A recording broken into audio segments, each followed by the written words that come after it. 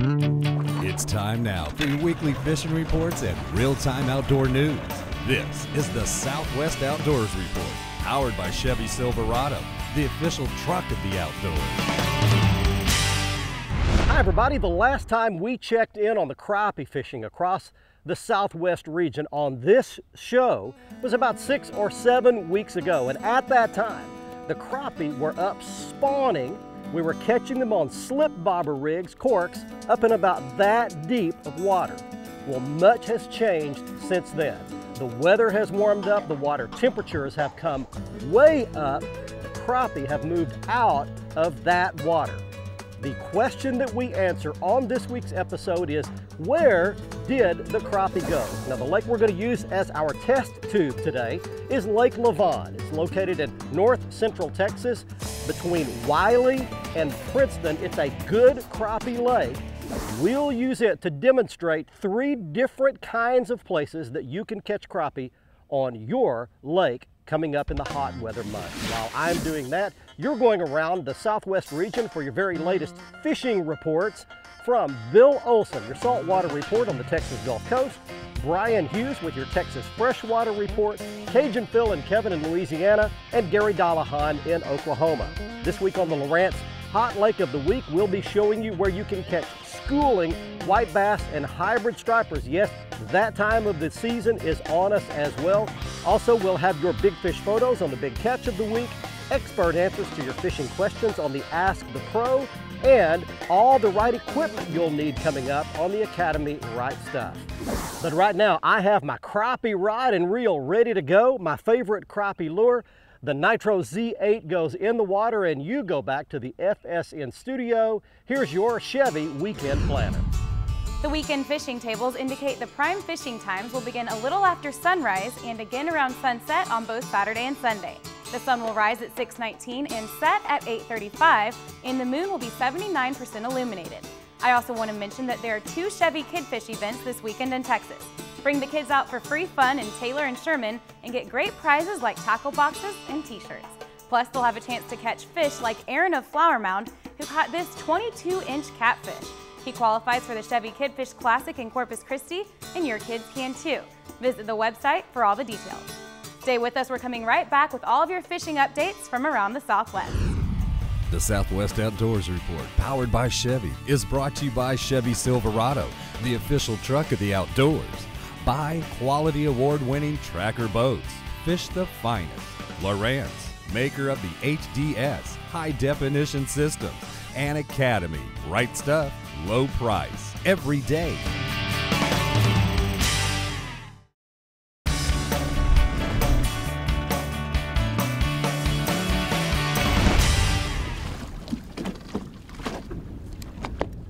There's one right by the buoy.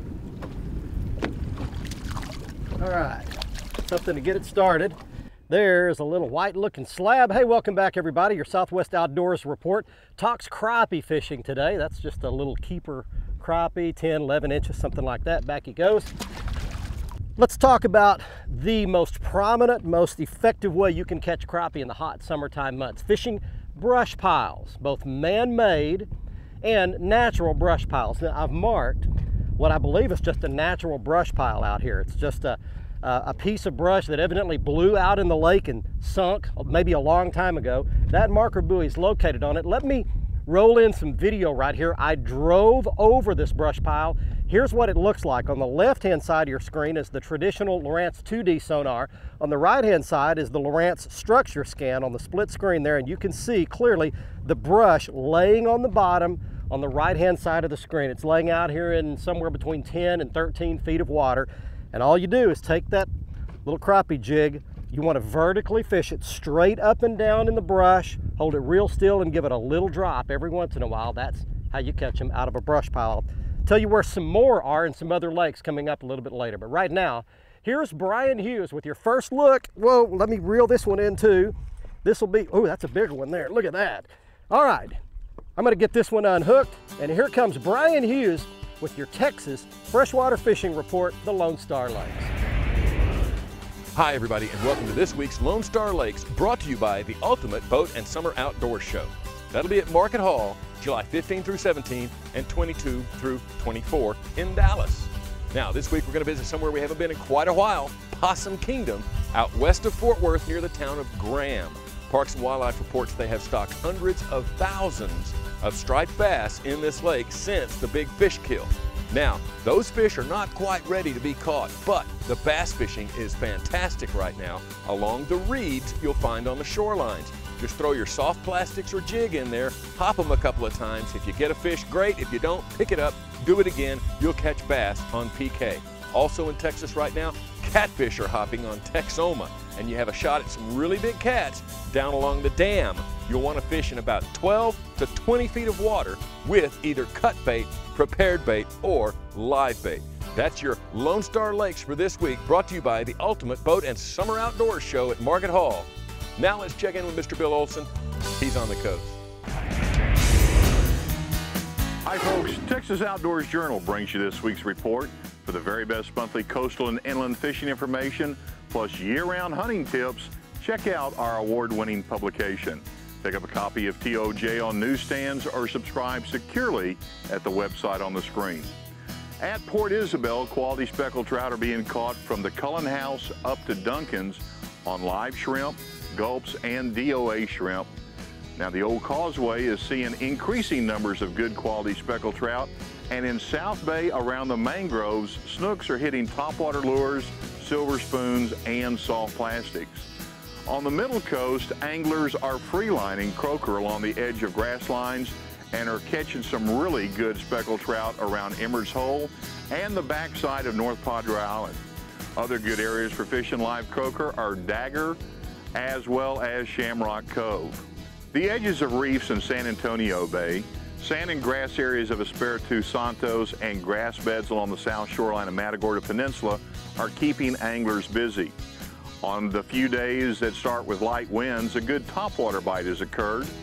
A variety of soft plastics rigged on light jig heads or under a rattling float are also catching fish. Plus, the surf is also attracting attention on light wind days. Look for the beachfront bite to become better as the summer progresses. Galveston, Trinity, and Sabine are all experiencing good bird activity on light wind days. Now, when the wind blows, anglers have found success wading protected shorelines. This weekend, both Saturday and Sunday have a double tide schedule of 2 high and 2 low tides each day. I'm Bill Olson, and I'll see you on the coast. Bite. Got him. Oh, that's another good one. Oh, in you come, brother. All right, before we go to the next break, I want to talk to you a little bit about crappie colors. Boy, we got some good ones biting today. Back he goes. Now, I've shot a shot over here of several different colors. This is the Bobby Garland Slab Slayer. It's a perfect little crappie bait for doing this vertical fishing like we're doing. Now, the one on the top is a bright red color, the one I'm using right now. On the left side of your screen are what I call clear water colors. They're the brighter, more translucent colors. I like to use those in clearer water like we have today. I can see about 2.5 feet into the water. On the right side of your screen are the darker colors, the ones that cast a darker silhouette in murky, stained, or off-colored water.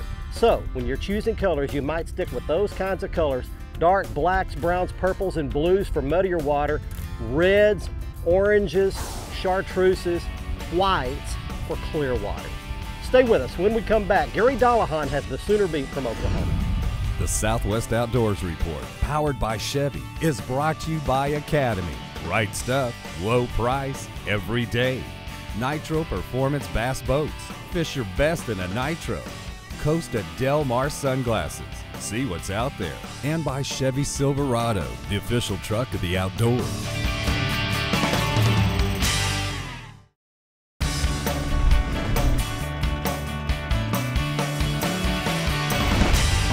There he is.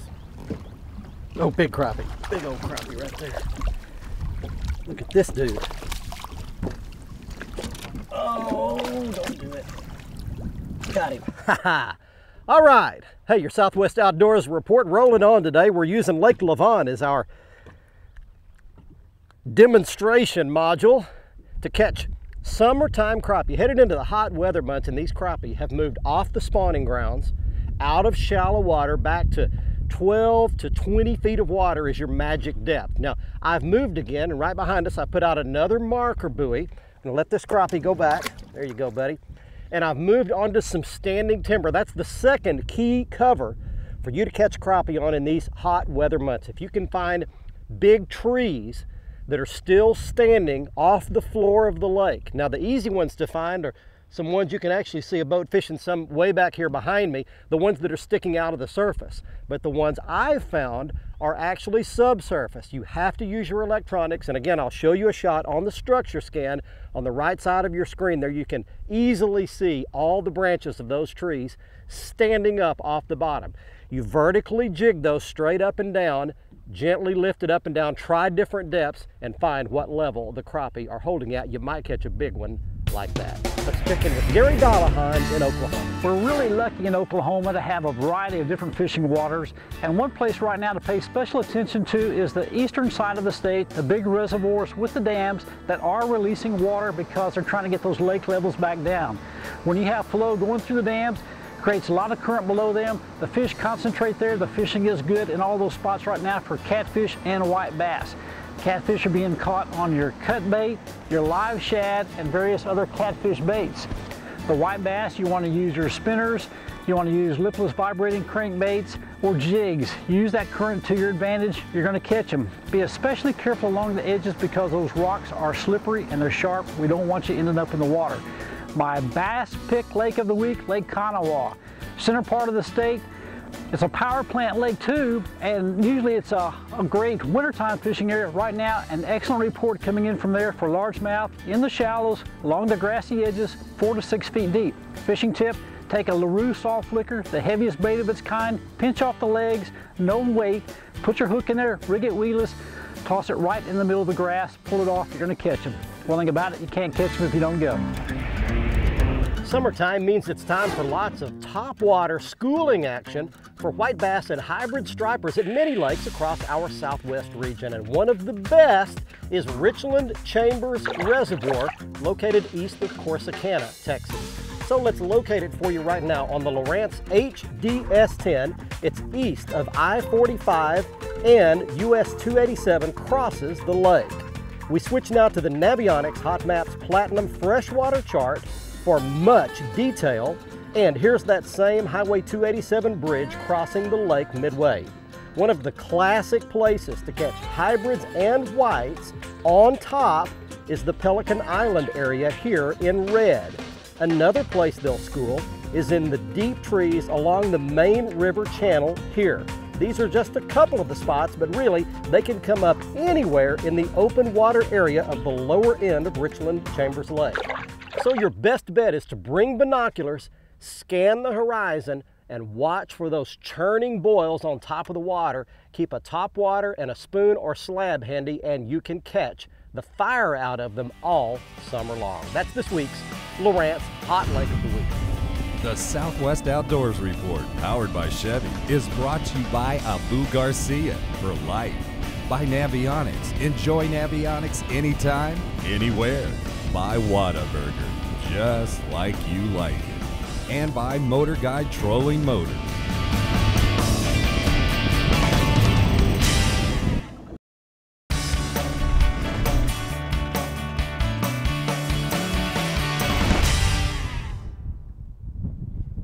There we go.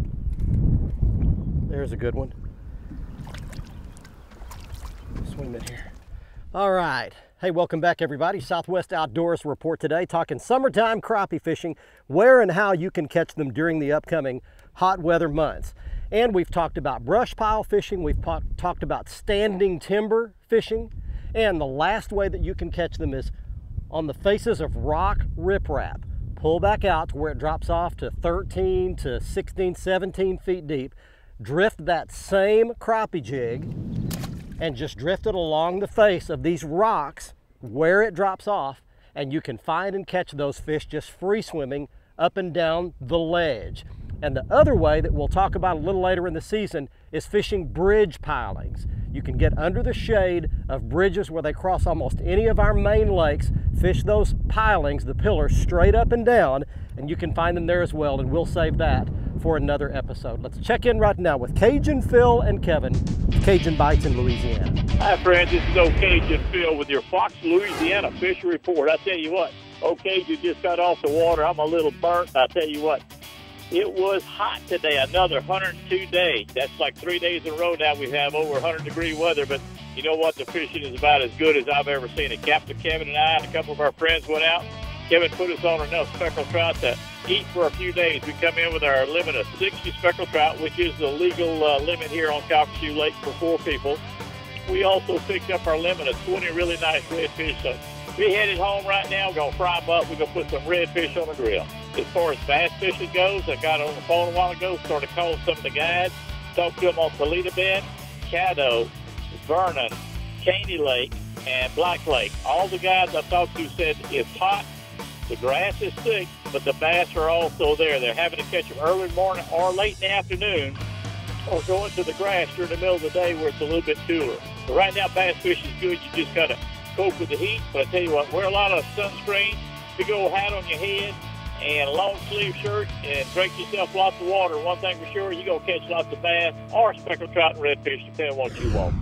Hey, coming up next, we've got your big fish photos on the big catch of the week, your expert answers to fishing questions on the Ask the Pro, and the Academy Right Stuff. But before that break, I want to mention something. It's a piece of equipment on my boat that doesn't get near the praise that it should. It's a piece of equipment I sometimes take for granted. It's the Mercury Optimax Pro XS 250 horsepower outboard engine that I've got on the back of my Nitro Z8. I clearly remember the days growing up when you didn't know when you went to the lake whether that motor was going to start or not. Always having problems with other brands, but since I've gone to Mercury, I never have a problem. The motor is reliable, it starts first time every time, it runs efficiently, gets great gas mileage, and with the high price of fuel these days, that's a big savings on the water, and it's a very fast motor, faster than the competition, horsepower for horsepower. Check it out at the Mercury website. It's the Mercury Optimax Pro XS. I rely on it every week to tape our television show. We'll be right back. The Southwest Outdoors Report, powered by Chevy, is brought to you by Stren, the standard of dependability, by Jean LaRue Lures and Bobby Garland Baits, quality soft plastic baits made in Oklahoma with American pride. Chevy Silverado, the official truck of the outdoors, and Mercury Marine.